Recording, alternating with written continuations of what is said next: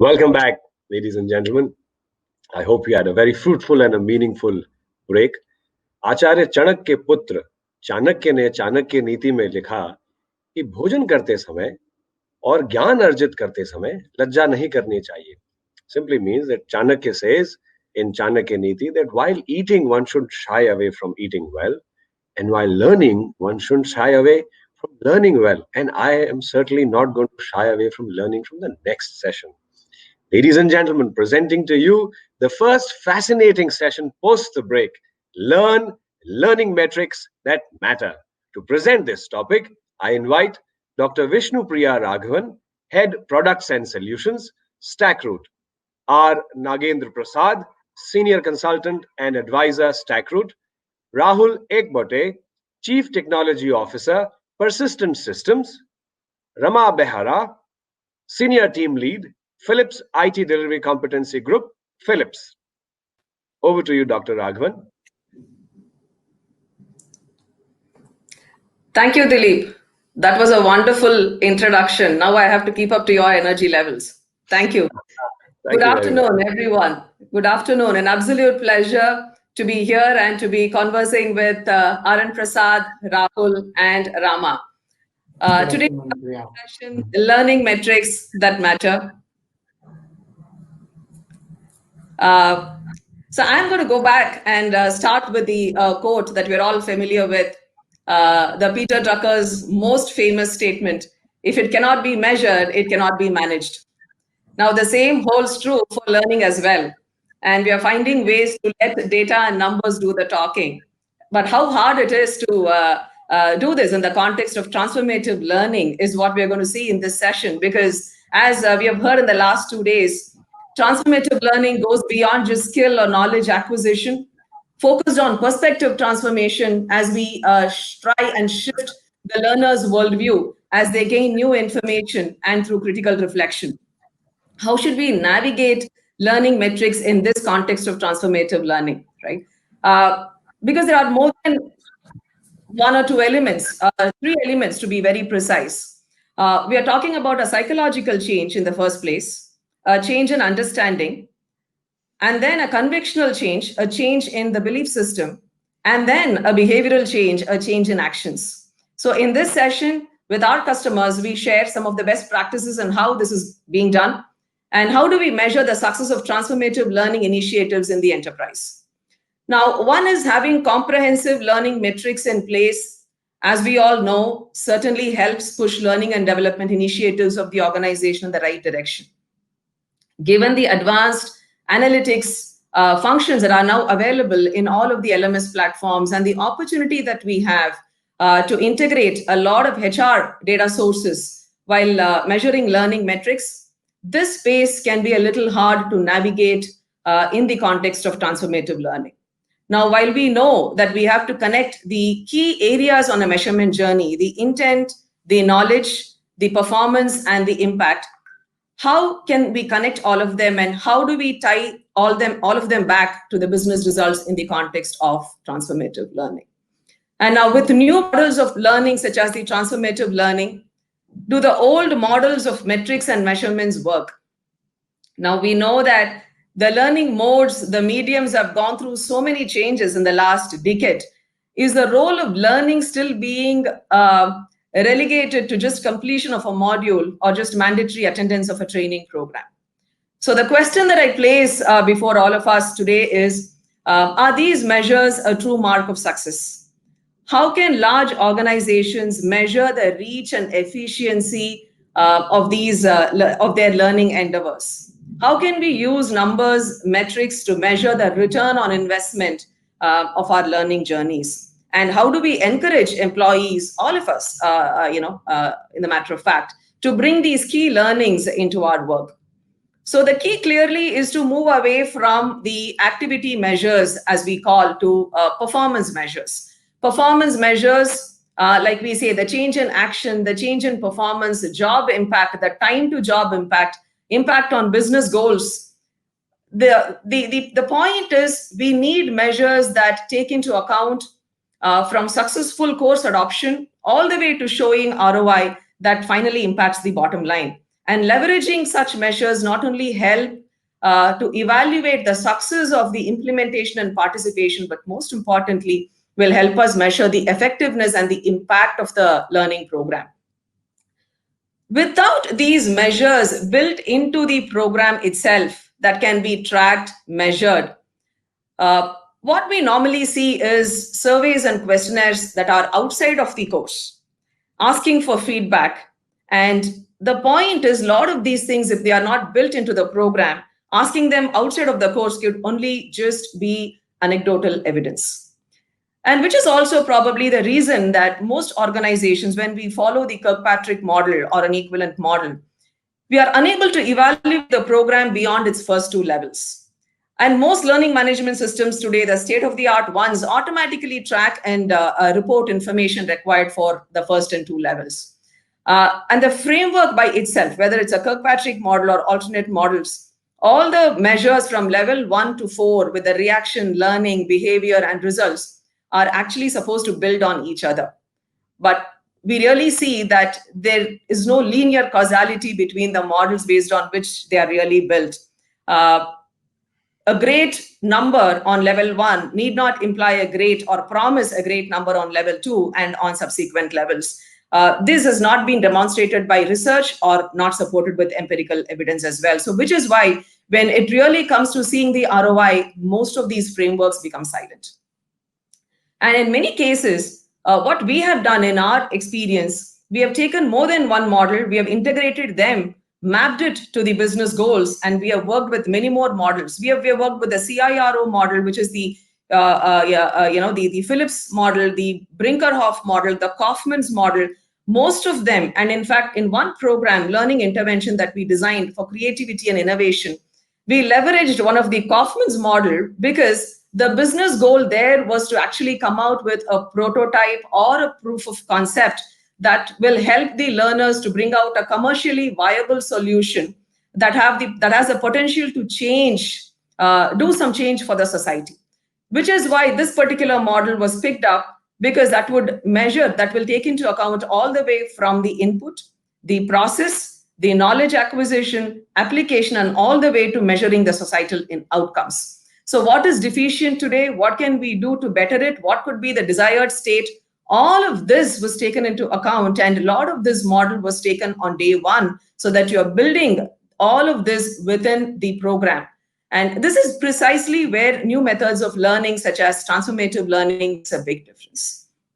If transformative learning is realized through the act of critical reflection, then such reflection opportunities should be designed into the course rather than use retrospective, reflective questions that are additional to the course and that are added after the program is done. And these measures would really bring accurate measures of the extent of transformative learning that has taken place, right? And this is why we have the experts from leaders from Persistent and Phillips. And before I go on to ask Rama and Rahul to share with us the metrics deployed in their transformative learning programs, I would like to take a few minutes to first understand the elements of a metric system that is suitable for transformative learning initiatives. Precisely, what are the building blocks? And I'm going to throw this question to R.N. Prasad. What are the building blocks of the transformative learning initiative? And with these elements, RNP, if you could tell us, how can we get some of the latest trends in business analytics to support these TLs, the transformative learning initiatives? RNP, over to you. Yeah, thanks, Priya. Appreciate it. We will now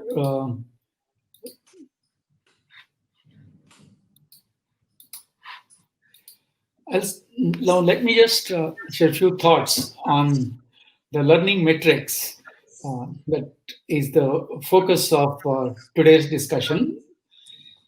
Number one, we always thought that learning has a variety of stakeholders.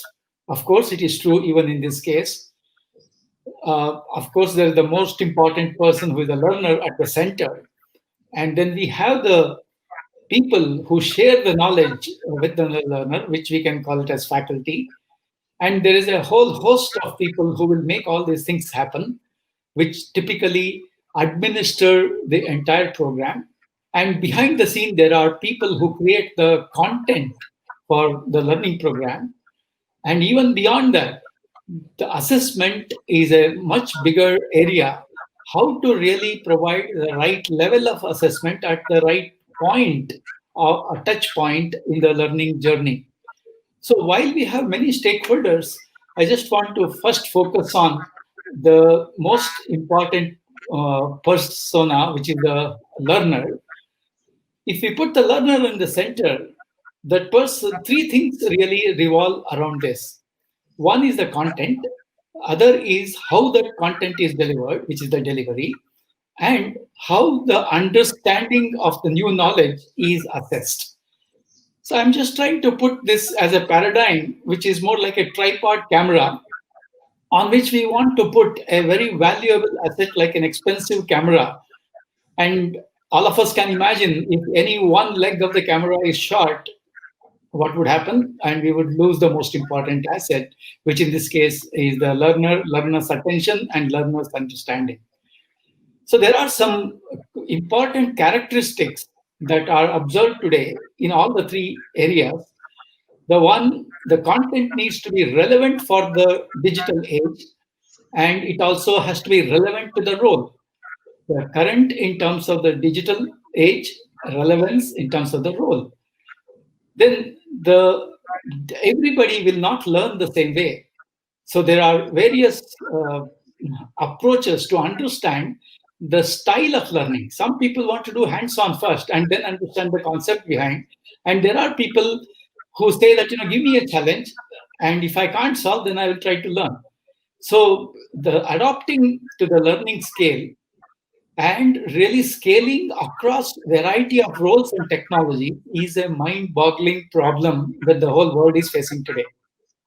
Similarly, the content delivery is an equally big challenge because various kinds of experts are required, various technology platforms are required, and of course, the content needs to be engaging as well as it needs to be outcome-centric.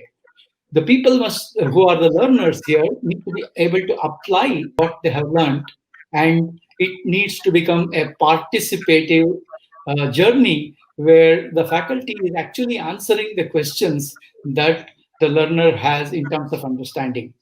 In terms of the assessment, it is all about finding out the depth of understanding, their confidence to apply, and guarantee the learning outcome of a program. So in this journey, I just took one example of one of the modern online learning platforms, EDX, which is very much used today, which has a very good, I'm just again picking up one area called learner engagement, where you are hooking the learner throughout the program. It has variety of measures that can really understand the learner's behavior in the entire journey and provide insight to all the stakeholders associated with the learning, including the learner. And the small graph that you see on the bottom right corner tells you almost every 5 minutes how much attention was paid by the learner to the content that was being shared. It is just an example. Today, this kind of information is very much possible to really provide for everyone. Every organization which relied on measurement really definitely started with business intelligence 2.0, what you can call, almost about 10 years back for every area of business, and learning has no exception, and the same concepts have been applied there as well. There were three elements in this journey as well: aggregating the data from various sources, building it into a data warehouse, and really looking at the information from multiple perspectives, then making the decisions and taking actions which would have an impact on the learner. So different personas, whether it's a faculty, whether it's an administrator, whether it is a learner himself or herself, would really get this information. But the time has changed. We are now in the digital age, and today we have not only variety of data. Today, ebook is data, picture is data, video is data, audio is data, interaction is data. So everything has to come to a complex platform where the same level of insights can be delivered almost in real time, not to one individual, but a huge group of people who collaborate and make this happen. So the entire works now becomes operational management instead of one single decision. And we are in the experience age where we create great experience for every single stakeholder. And there comes the business platform or a learning platform which can provide all this. So this is the level of technology that's available today. And this is the kind of technology which customers are leveraging today in order to really bring complete real-time data about the learner and all the other stakeholders and make a big difference in the way people are learning. Now, it is not just to say that different stakeholders are involved and the technology is ready, but it is also important to learn from the organizations and the enterprises which have actually implemented this. So we will get to that point where we really see how these things are really done in enterprises.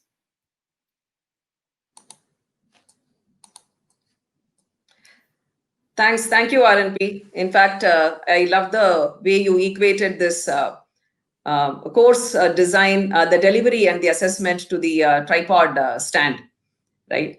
A lot of these things, from stakeholder interaction, the communication, the collaboration to put the design up, and then the delivery that matches with that, and finally the assessment, as I said, built into the course. A lot of this, if they are not built into the course, learners often report in end of the program surveys or provide feedback that the courses indeed change the way they think or behave, but without a means of demonstrating those ways in which they have been transformed.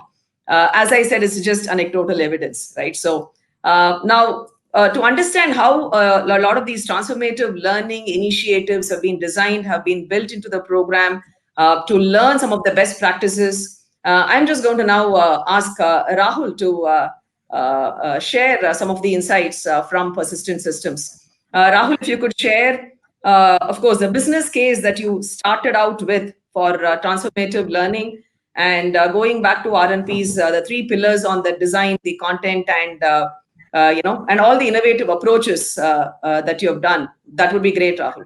Over to you. Sure. So, I mean, even I liked this tripod, this thing that Dr. Prasad showed. And on the basic premise of persistent learning is essentially, which is a problem in the IT industry, which is plaguing that everyone almost needs to be, upskilled. This is true at all the levels in persistent. This is not only true for developer role. This is not only true for architect roles. Of course, we have specialized programs and specialized content for different set of people. But as all of us know, that the problem that we have right now is basically about how do you upscale everyone? How do you take everyone along? So in terms of persistent, this content delivery and assessment is a iterative process. We always do this with all the trainings that we do, right? And essentially, these are the standard pillars that everyone and all the organizations sort of implement in one form or the other. We have a very different process in which we sort of come up with our own ideas in terms of how we want these 3 pillars to be sort of accustomed, or how do we take these 3 pillars and, for example, content, right? And I mean, even though these pillars seem to be very basic for every training need or every skilling need, what is important is that how do we innovate, right? These are going to be a very sort of pillars which are generic in nature, but every organization, every role, every sort of a domain will need a very different adaptation of or adoption of these particular pillars. So, for example, when we started learning about saying, okay, now we need this, one of the plaguing things. I come from technology background, so I run this CTO office. I run a group of architects. So, what is important to us is that in today's need, when we talk to customers, we want to address the technical needs. And how do we address these technical needs is that we want to make people as much breadth in technology as much possible. Of course, vertical, skilling is quite important to us. So when we sort of look at this, saying that, okay, I mean, fine, we can do a standard architectural school, standard programs that we run, and we have been running some. But we say that, okay, now we really need some innovative methods of learning, because architecture is part skill, part experience, part skills which are specific to domain. So what do we need to do in terms of taking these three pillars, let's say, and give a concrete shape in terms of how Persistent wants to do that. So of course, our engagements have been there with different learning enablers, including Persistent's L&D team itself. But when we talked about content in this particular program of our architecture's enablement, which is very dear to us, which is very important for our business. And if you look at the overall business in terms of how it is going, we see the need of full stack architecture people, which is very, very prominent in nature. So if you look at content delivery, we think, okay, I mean, how do we sort of improve the content? How do we take the standard measures?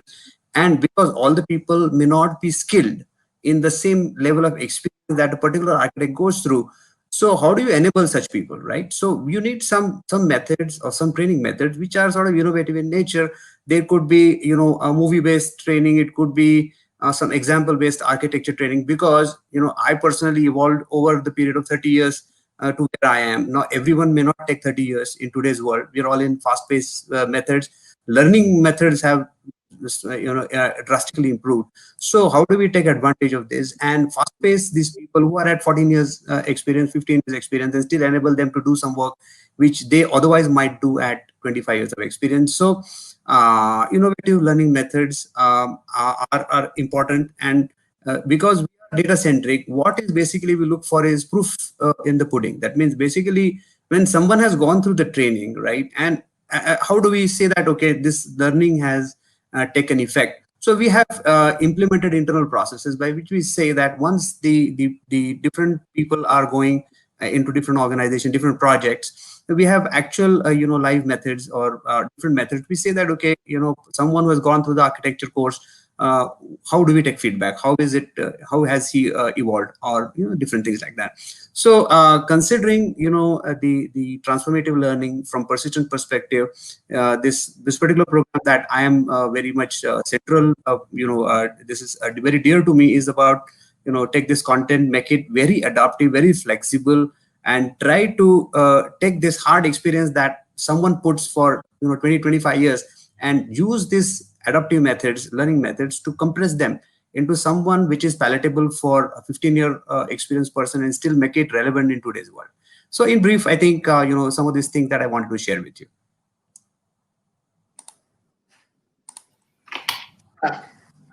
Yeah, thank you, Rahul. I think what we really did in Persistent, I could actually equate it to what we call as a double loop learning.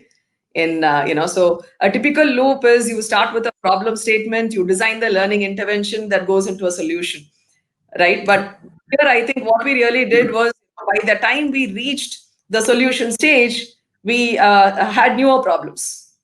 And absolutely.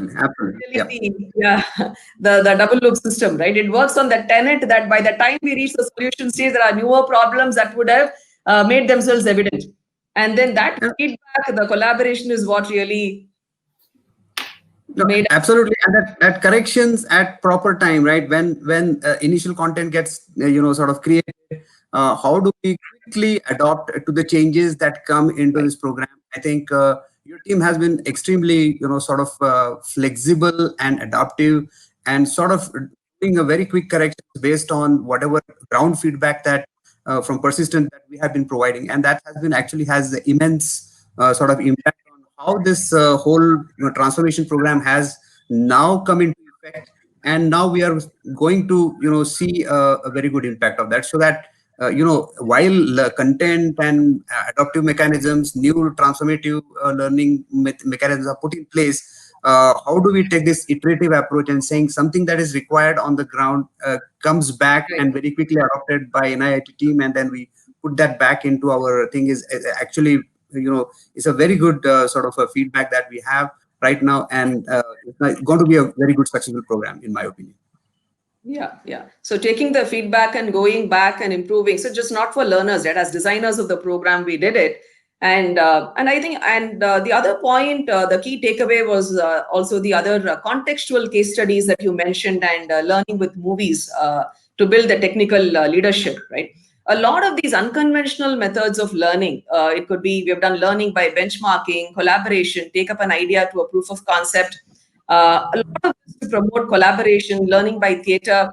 I think we just had a great recipe, for making transformative learning a reality. And by doing a lot of these things, I think we ensure that we have not limited the focus just on the measurable acquisition of the knowledge and skills, but to go back and look into the dynamics and of self-questioning, critical reflection, because these are keys to adult learning, right? So, but thank you very much, Rahul, for that. That was great. So I'm going to now move to Rama.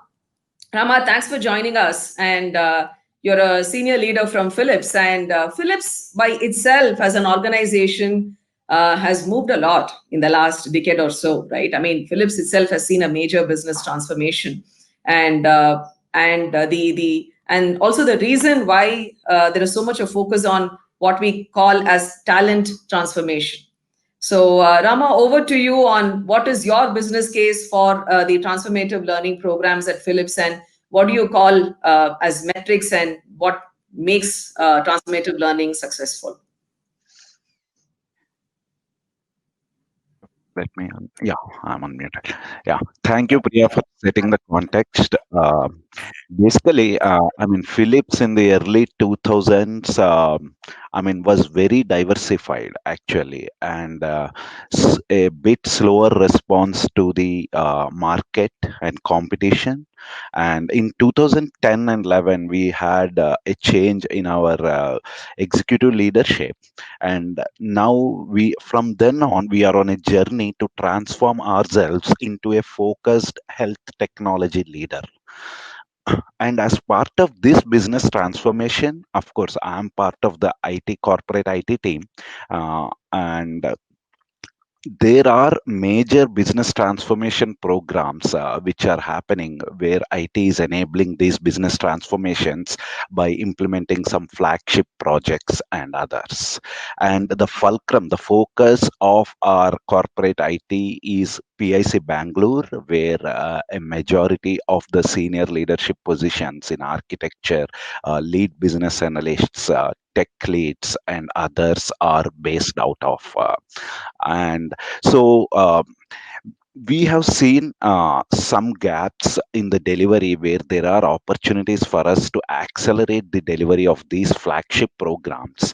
So we have collected the data. Again, I mean, Philips as such is a data-driven company. So we have seen how these flagship programs can further be accelerated. We have identified the competencies and partnered with the Stackroot team from NIIT in creating this tailor-made course actually for enhancing the consulting mindset in the Philips IT delivery organization.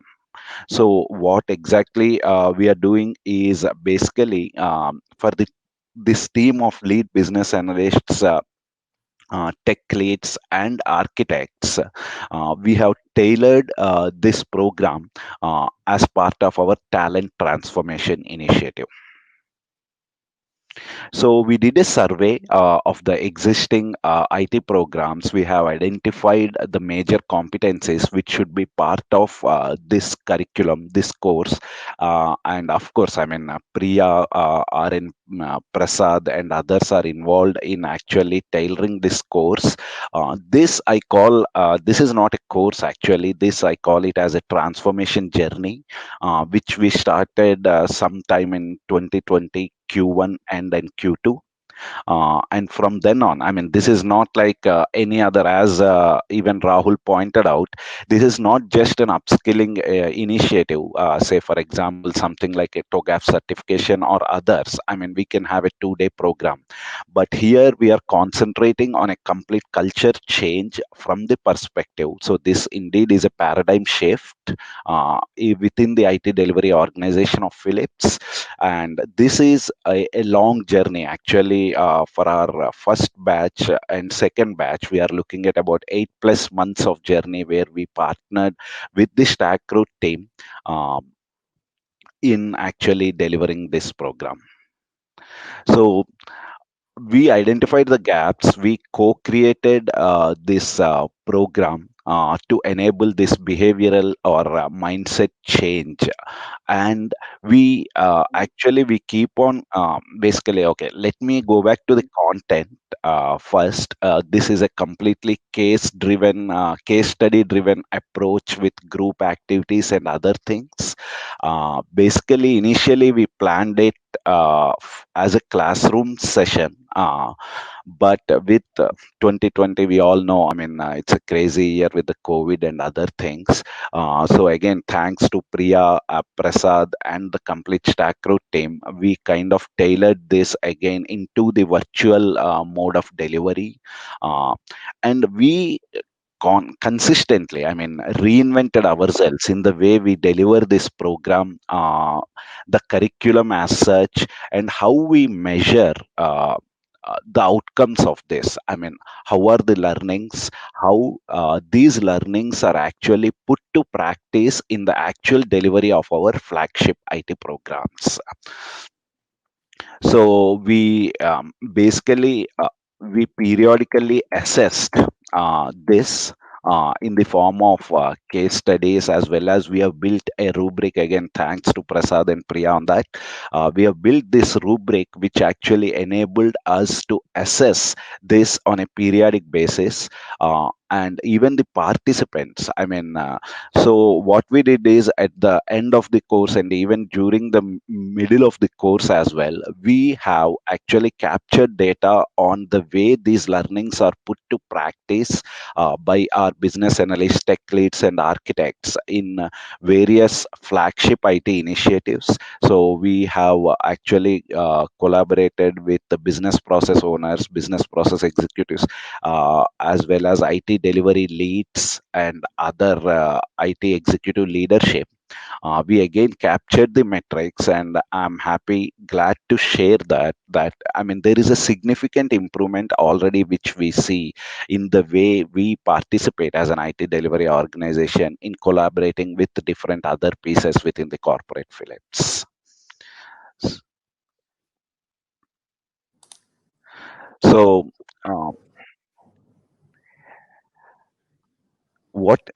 let me actually focus for a minute on the assessment. Actually, as I told, we have this.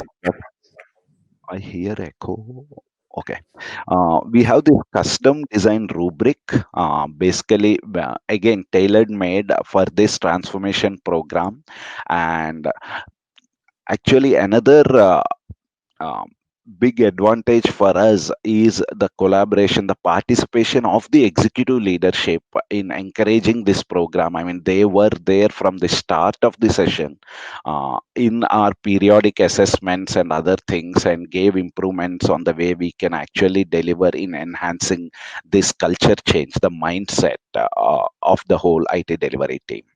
Yep.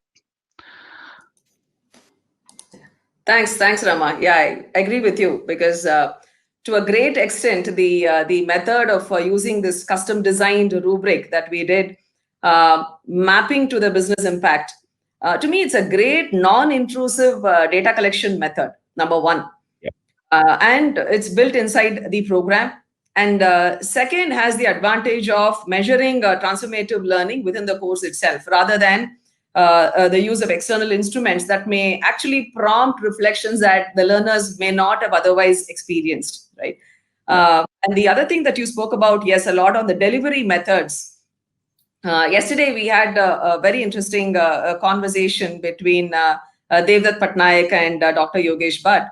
where Devdutt said the question was actually on, how should teachers be today? Because we have moved from this Guru Sishya Parampara to what we call as the Google Sishya Parampara today. And what he said was beautiful. He said, and this was so much in alignment with what we believe here is we have mentors, right? So he says teachers today have to facilitate conversations, ask probing questions, promote critical thinking, provoke conversations within the cohort, and a lot of self-questioning. Pretty much do things that Google cannot do, right? So what we really also did in Philips is, as a method, as mentors, we made them introspect, facilitate conversations, and most importantly, the what you mentioned as a part of the rubric was the transparency with the learners with which they operated on the rubric, and the celebrating the progress. One is to see the outcomes at the end of the program, but then with the rubric, we get to celebrate the small progress that every learner makes. So that truly is transformative learning. So while we are here, I would like to, I already see a lot of questions. So one question that is already there, I can see is, of course, a lot of questions. I'm just picking up, keeping in track the time that we have. What is that one key trend that is changing the world of learning analytics? RNP, I think this is a question that's just written for you, I guess. So what is that one key trend that is changing the world of learning analytics? Yeah, if there is anything that I can think about is automation. I compared today the days that when the microwave oven was introduced. We all felt that, in few seconds I can heat up the food or make my own quick recipe, and then, I'm no longer dependent on the, I can really get the ready-to-eat food and then microwave it and eat. But today we have a automated roti maker as well, where the whole world need not know exactly what proportion of the flour you need to add, how much water, how much of kneading, etc. So every walk of our life is really seeing a tremendous amount of automation. Even I see very large online platforms introducing so much of automation that it starts from understanding my learning style, starts recommending sources of learning.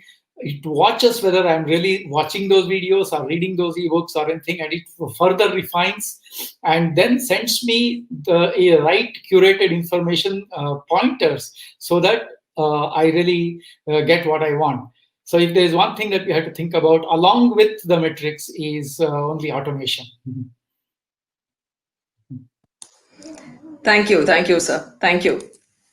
We just have time for one more question, and I think I will request Rama to take that up. Rama, Rahul, whoever, this question is interesting. What keeps participants motivated during these transformative learning initiatives?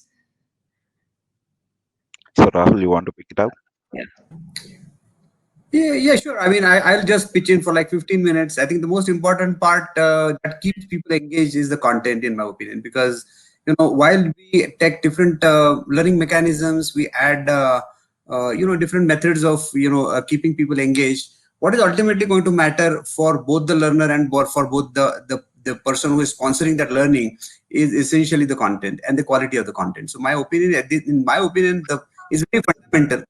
See, ultimately, whatever layers of mechanisms, measures, and techniques that you put on top of it, the only engagement will come in terms of the quality content that we create. And of course, objective of the learning has to be properly imbibed in those participants to say why something is happening and why we are doing this. So it's very, sort of quick reply to the question. Rama probably can add from his point of view. Yep. Thanks, Rahul. I completely agree. Rama, you want to concur with Rahul, or you're going to pick up a fight? I completely agree with Rahul. I just want to add a couple more points, basically, which I learned during the course of this transformation journey. The way we reinvented, basically, we introduced a lot of group activities and other things because ours was a completely virtual program which is spanned across more than 7 months. So, to consistently and continuously engage with the audience, we have lots of group activities and other things which we virtually administered, and it also actually helped in promoting, enhancing that engagement. Thanks. Thank you, Rama. Thank you, Rahul. So I think overall it was a wonderful conversation with the three of you, and I think the what we've really seen is it takes a lot to navigate in this space, but with due diligence, with a lot of collaboration, transparency, I think this will produce great results, right? Because as we started out this session, we are looking out for a psychological change, a change in understanding, to a convictional change, which is a change in the belief system, and a behavioral change. So it's just not either or. So we're looking for all three, and which is a change in actions, which is the behavioral piece. So only if the dynamics in the intervention that we design mirror or simulate the conflictual dynamics in the workplace that we have, can we really see, track, monitor, measure the sound changes that we can see in belief, behavior, or actions. With that note, I thank each and every one of you, the audience, all the learners that we all are, and the wonderful gentlemen that I had here conversing with me, Arun Prasad, Rahul, and Rama. Thank you very much for this, and over to Prateek. And that was a wonderful session. Thank you very much. And Prateek, over to you. Thanks. Thank you. Thanks.